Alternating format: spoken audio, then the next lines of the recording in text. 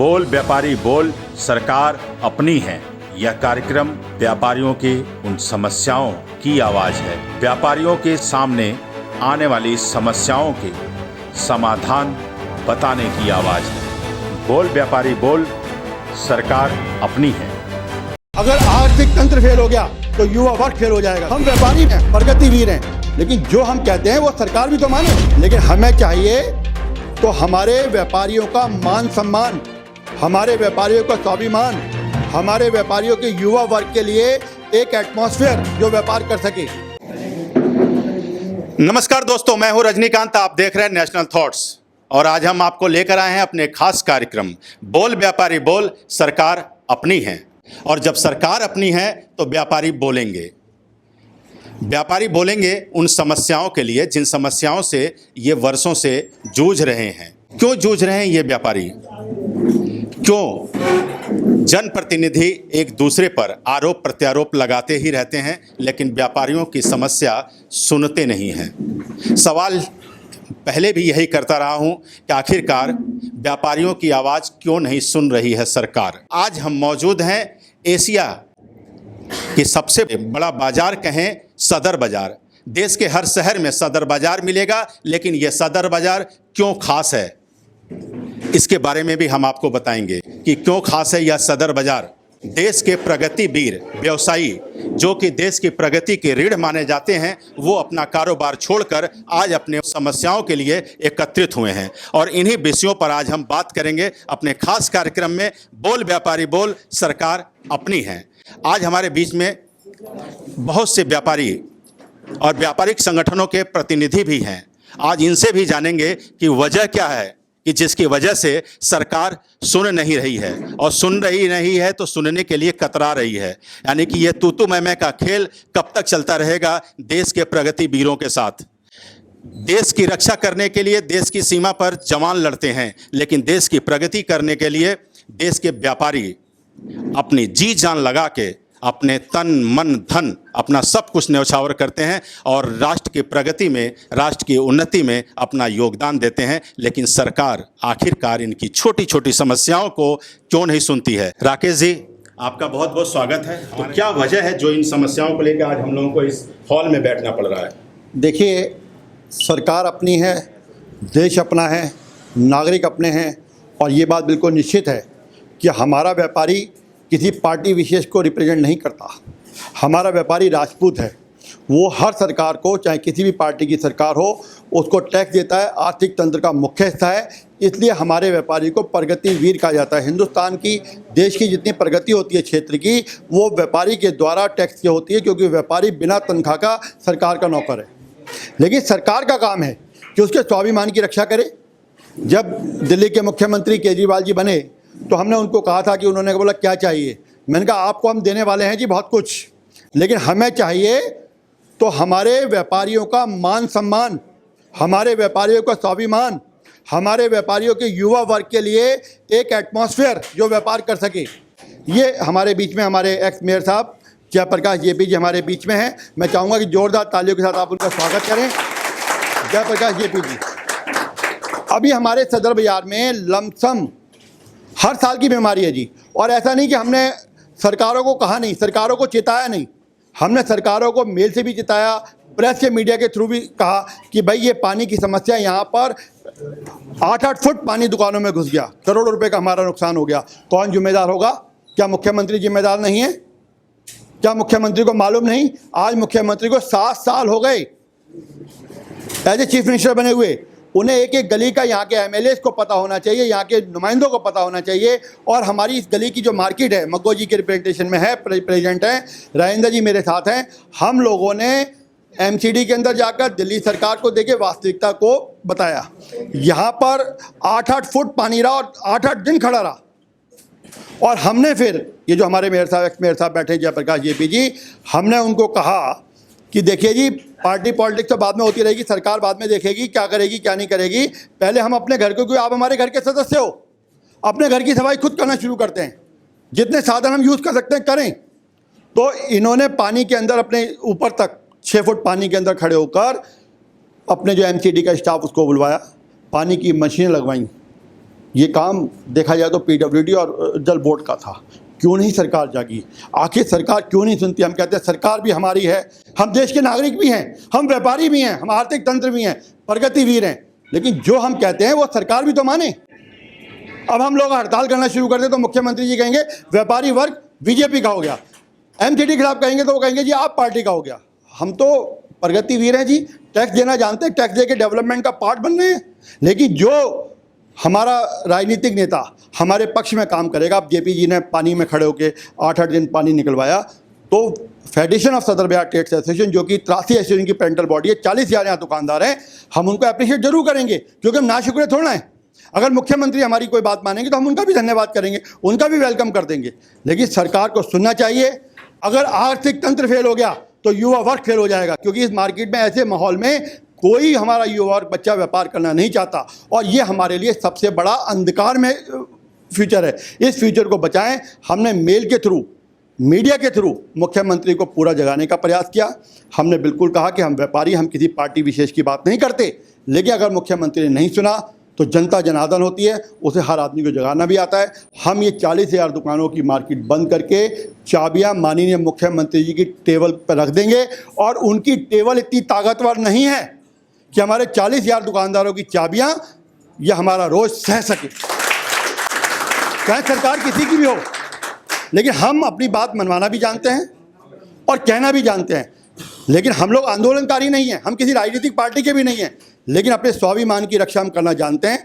और हमने जेपी जी को कहा है कि आप अपना काम करें, हम मुख्यमंत्री से भी निपटेंगे अच्छे तरीके से। जी, जिन तस्वीरों को देखकर आज हम लोग यहाँ तक पहुँचे हैं कि एक्स मेयर किस तरह से खड़े होकर और खुद साफ सफाई करवा रहे हैं, आखिरकार वजह क्या हुई? क्यों इस तूतू मैमे के खेल में एक्स मेयर को भी खड़ा होना पड़ा और व्यापारियों की इस मूलभूत समस्याओं को सुलझाने के लिए खुद मैदान में उतर गए? कि कहाँ कमी है, इस पर भी बात करेंगे। क्यों नहीं सुनती है सरकार व्यापारियों की? यह कार्यक्रम का उद्देश्य यही है कि बोल व्यापारी बोल, सरकार अपनी है, और जब सरकार अपनी है तो व्यापारी बोलेंगे। आज हम मेयर साहब से भी बात करेंगे कि आखिरकार, एक्स मेयर साहब से, कि जेपी साहब आखिरकार वजह क्या रही कि आपको भी इस मैदान में उतरना पड़ा व्यापारियों की इन समस्याओं को देख करके? देखिए, जब सरकारें निरस्ता अपनाएंगी, उदासीनता अपनाएंगी तो लोग समस्या में आएंगे। क्योंकि मानसून पहली बार आया है, बारिश पहली बार है, ऐसे नहीं आया है। मानसून हर वर्ष आता है। सरकारों का काम होता है मानसून आने से पहले इलाके में जहाँ जहाँ पानी भरता है, क्योंकि पानी जहाँ वाटर लॉगिंग होती है वो भी पॉइंट चिन्हित है, और जब पॉइंट चिन्हित है, एरिया चिन्हित है, तो पहले नालों की सफाई होनी चाहिए। दिल्ली में जल भराव से बचाने के लिए 5 एजेंसी काम करती हैं। 5 एजेंसियों में 4 एजेंसी दिल्ली सरकार की है। पहली एजेंसी है पीडब्ल्यूडी के बड़े नाले, वो दिल्ली सरकार ने ना उनकी सफाई करी ना गाद निकलवाई। दूसरा है डीएसआईडीसी के नाले, वो दिल्ली सरकार मेंटेन करती है, उनके नालों की सफाई नहीं हुई।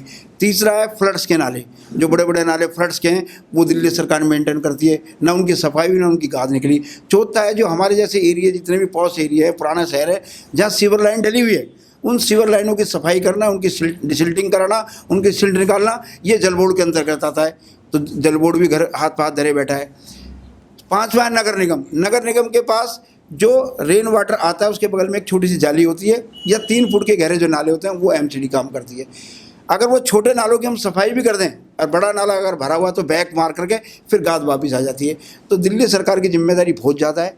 हर वर्ष बारिश आती है, 7 साल हो गए इनको। अब ये नहीं कह सकते हम नए हैं, जब 7 वर्ष आपको दिल्ली में राज करते हो गए, आपको पता है हर वर्ष महावीर बाजार में पानी भरता है, पता है अखाड़े के पास एक बड़ी लाइन है, पता है रेलवे लाइन से एक लाइन जा रही है, जब वो ब्लॉक हो जाती है तो पानी भर जाता है। तो मानसून आने से पहले उसकी डिसिल्टिंग क्यों नहीं हुई, उसकी सफाई क्यों नहीं हुई? जो जल बोर्ड के पास इतनी सुपर सेकंड मशीनें हैं, उनका क्या करेंगे हम अगर वो साफ़ ही नहीं करेंगी? लोग जलमग्न हो गए, लोगों की दुकानों में पानी भर गया, लोगों के मकानों में पानी भर गया, और यहाँ के चुने हुए मेंबर घर बैठे रहे। ऐसा तो नहीं चलने वाला। मेरे क्षेत्र के लोग समस्या में हैं, जब वो समस्या में है तो मैं भी उनके बीच में, पानी के बीच में आ गया।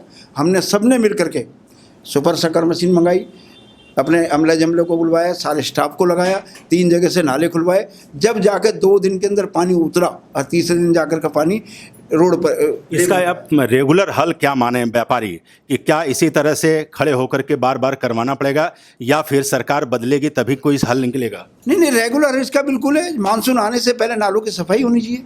जो पॉइंट है जहाँ पानी भरता है उनको चेक होना चाहिए कि वहाँ पे कोई डिसिल्टिंग तो नहीं है, वहाँ कोई वाटर लॉगिंग तो नहीं हो रही, क्योंकि हमारे घरों से, हमारे सीवर में से कई दफ़े प्लास्टिक का सामान चला जाता है, कोई प्लास्टिक की थैली चली जाती है। लोगों में अवेयरनेस करनी पड़ेगी। और दूसरे जो नाले छोटे हैं उन नालों को बड़ा करना पड़ेगा। वो जो पुराना इंफ्रास्ट्रक्चर है, पुराने इंफ्रास्ट्रक्चर को चेक करना पड़ेगा। अब जो सीवर लाइन 20 साल 30 साल 40 साल पुरानी पड़ी हुई है, दिल्ली बढ़ता हुआ शहर है, बढ़ते हुए शहर को आप कैसे संभालोगे? इसके लिए सरकार को योजना बनानी पड़ेगी, और उस योजना के अंदर चाहे भारत सरकार है चाहे नगर निगम है, मिलकर काम करना पड़ेगा। राजनीति होती है चुनाव के समय, चुनाव के समय राजनीति करो। अब योजनाओं और परियोजनाओं में प्रधान जी आपको क्या लगता है कि आप कैसा महसूस कर रहे हैं, कि कितने संतुष्ट हैं? आपको क्या चाहिए? हमको तो चाहिए पानी निकल जाए, यहाँ के सुकून से रहें, व्यापारी आए और काम करें।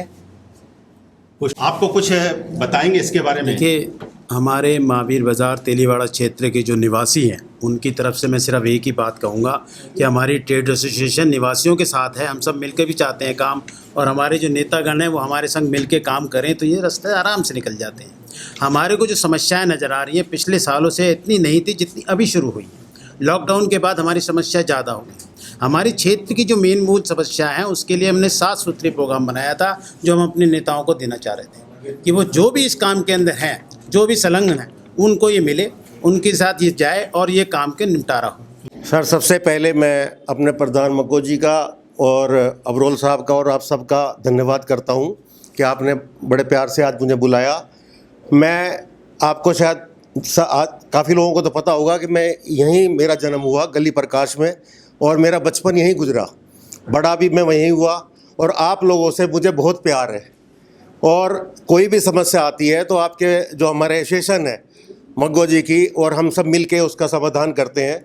ये समस्या पहले भी थी, ये नहीं कि आज से मैं 50 साल पहले मैं यहाँ रहता था तब नहीं थी, लेकिन तब ऐसा था मेरे ख्याल से कि वहाँ एजेंसी एक थी, एक ही, जैसे कारपोरेशन है, कारपोरेशन के ऊपर सारा वो जिम्मेवारी थी कि उस पानी को हटाए और उनको देखे। वहाँ के उस टाइम के जो नेता थे, चाहे उस टाइम तो मेरे ख्याल से वो थे MCD तो थी, लेकिन मेरे ख्याल से वो मेट्रोपॉलिटन काउंसिलर थी, तो उसमें भी जो है मिलजुल के काम होता था।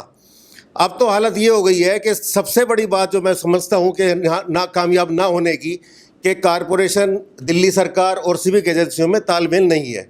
इसका हल किस चीज़ का हल नहीं हो सकता? हम करोड़ों रुपए टैक्स के रूप में देते हैं सदर बाज़ार में, उसका अगर 2% भी हमारे यहाँ लग जाए ना तो ये स्वर्ग बन जाए। JP भाई इतने सीनियर हैं, हमारे सारे जानकार हैं, और कब से इनकी पहुंच है, सब कुछ है। मैं इनसे भी रिक्वेस्ट करूंगा और करता आ रहा हूं कि आप एक ऐसी मीटिंग बुलाइए जिसमें जल बोर्ड भी हो, पुलिस भी हो और कारपोरेशन भी हो और हम लोग भी हों, तो बैठ के इसका समाधान निकालें।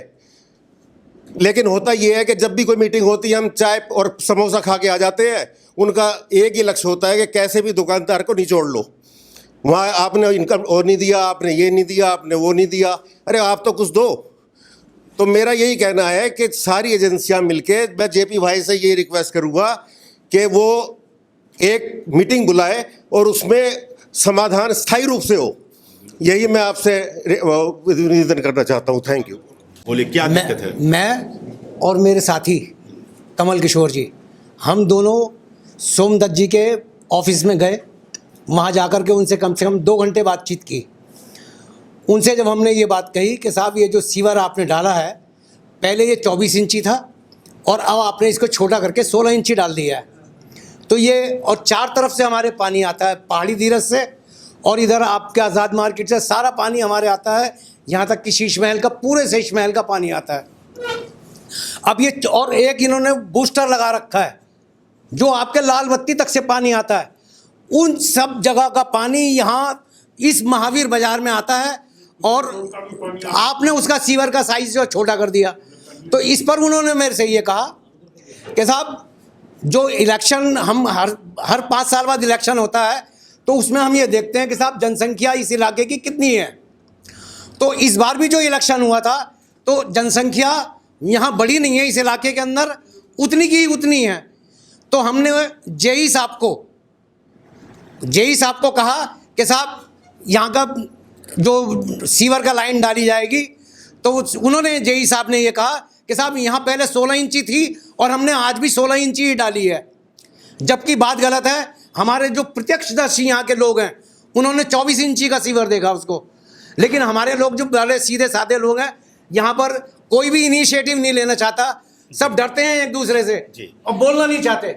बात तकनीकी की हो या फिर राजनीतिक बिसात की, यहाँ पर हम बहुत सारी चर्चाएं नहीं करेंगे, लेकिन हमारे बीच में जब एक्स मेयर साहब बैठे हैं तो हम लोग इस कार्यक्रम में आज बस यहीं तक रुकेंगे और अगले पड़ाव में फिर हम दूसरे दिन भी आएंगे व्यापारियों की आवाज़ बनकर, क्योंकि व्यापारियों की आवाज़ बनकर और व्यापारी अपनी आवाज़ उठाएंगे, क्योंकि सरकार अपनी है, हम आपकी भी नहीं कह सकते, इसलिए सरकार अपनी है। तो इसमें लिए अब हम आज आप सबके बीच से यहीं पर से विदा लेते हैं और अगली पड़ाव में फिर हम मिलेंगे अपने खास कार्यक्रम में बोल व्यापारी बोल, सरकार अपनी है। बोल व्यापारी बोल, सरकार अपनी है। यह कार्यक्रम व्यापारियों की उन समस्याओं की आवाज़ है, व्यापारियों के सामने आने वाली समस्याओं के समाधान बताने की आवाज़ है। बोल व्यापारी बोल, सरकार अपनी है।